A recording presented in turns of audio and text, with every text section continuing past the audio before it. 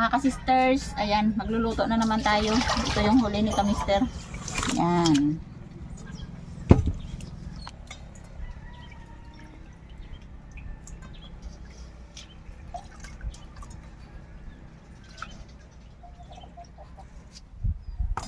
Ibubukod natin yung mga maliliit.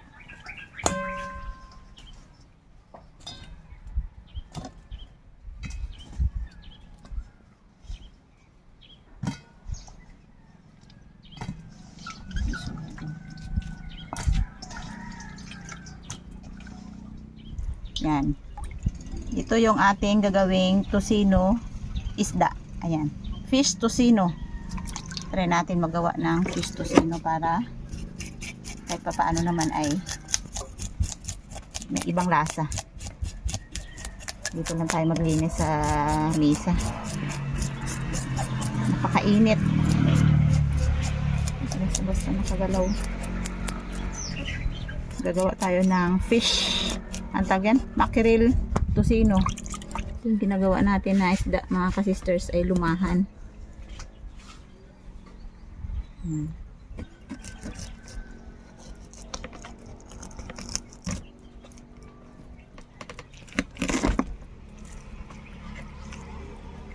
So, kailangan natin siyang i-boneless para mas masarap yung tocino natin. Boneless lang ang kailangan nito, mga ka-sisters.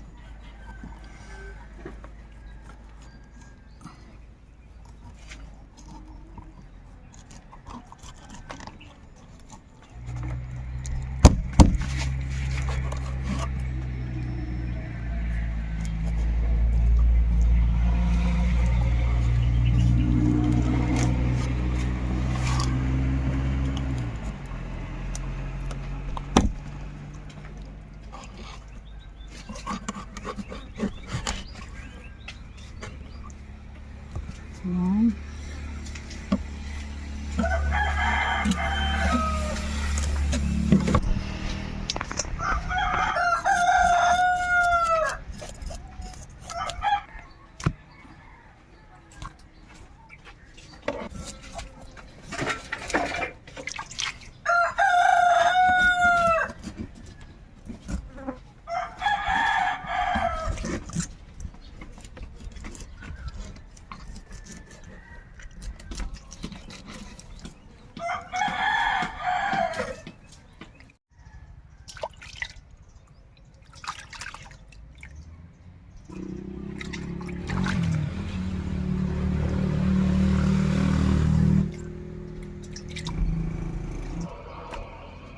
Gawa tayo ng kalamansi. Ano naman itong panungkit ko na to, parang hindi naman mag-shoot. Buh! Ay, sana Malay. hindi nakatanggal. Yun.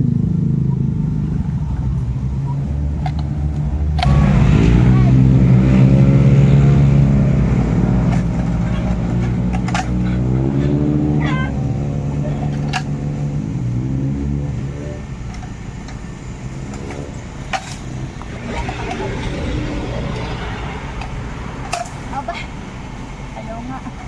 Ilang. Ayaw eh, ayaw. Tanggal.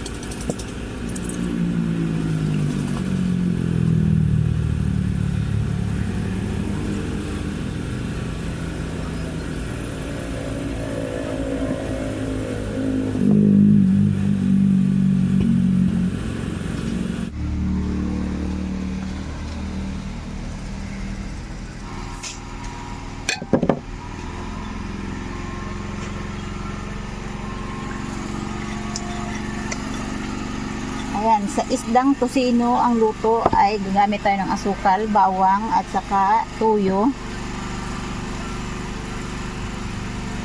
at kalamansi.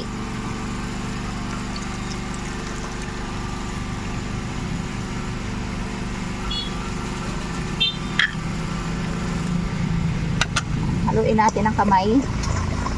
Malinis naman ang kamay natin dahil kanina pa tayo ay naghimay ng isda. Yan. Kailangan yung isda ay manamis-namis. Okay, ilagay natin yung isda. Yan.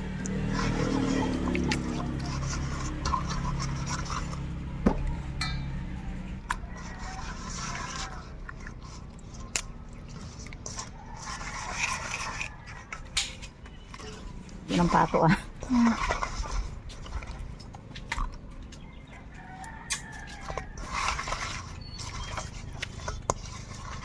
Yan. Ibabad lang natin ng ilang minuto yan mga ka-sisters. Tapos lulutuin.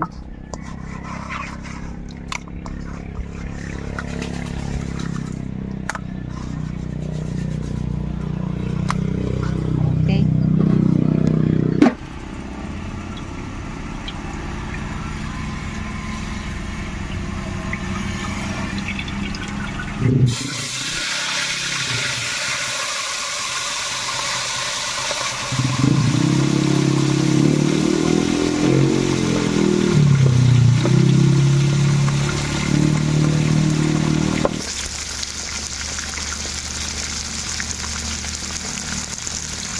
Sisters, kapag gumawa tayo ng isda na tosino, kung makikita nyo para siyang sunog, pero hindi yan sunog dahil may asukal, kaya umitin.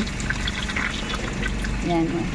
Hindi na ako naglagay ng food color kasi sa iba nilalagyan nila ng food color. Sa akin ay natural lang. Yan, may tosino, isda na ako. Mga ka-sisters, ito yung ihahalo ko na gulay sa isda na sariwa. Ang tawag dito sa amin ay talinom. Ayan o, para siyang spinach, pero ang magkaiba lang sila, medyo masim-asim tong ganito. Ayan, sa mga nakakilala ng ganito, masarap ito ilagay sa fresh na isda at saka napakasustansya nito mga ka-sisters. Talinom. Ayan, kunting hugas ko lang yan.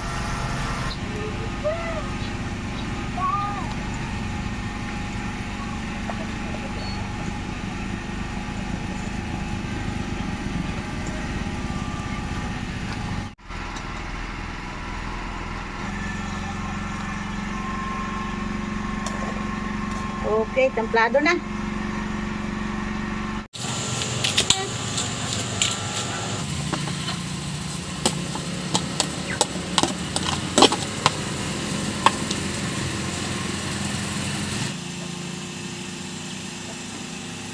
Ay, sorry.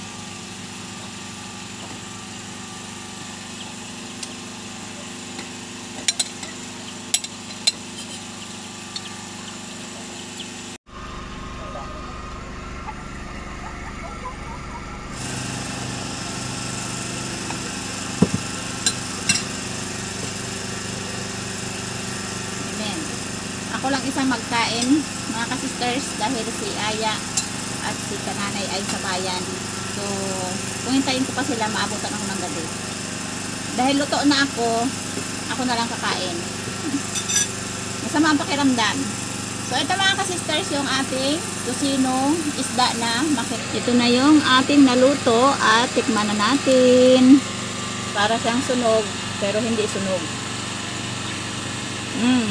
Mabango. Wow. Sarap. Nagkakamay ako mga ka-sisters.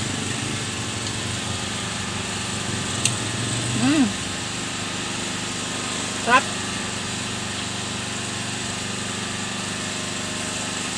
Kasi nga yung nahuli niya konti lang. Hindi talaga siya makakabinta. Kahit pangbawi man lang sa gasolina. Puro pang ulam namin.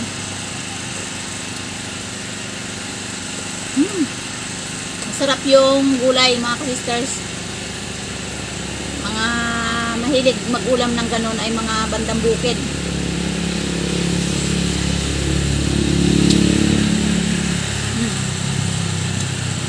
Para siyang spinach or alugbate.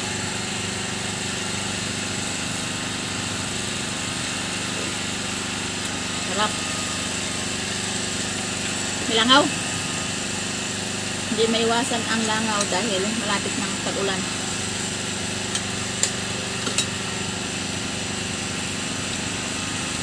Masarap itong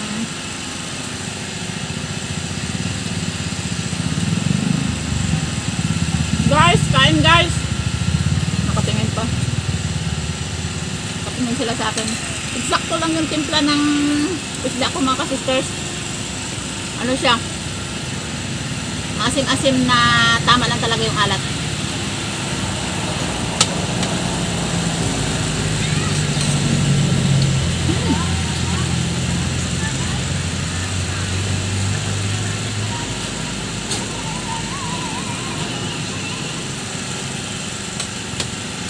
Sarap.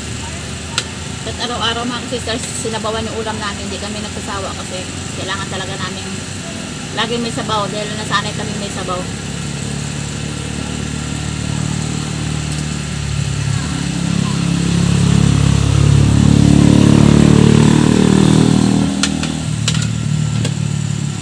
Dami langaw. So ayan mga ka-sisters, hindi na ako tatagal. Maraming salamat. See you next videos. God bless. Bye-bye.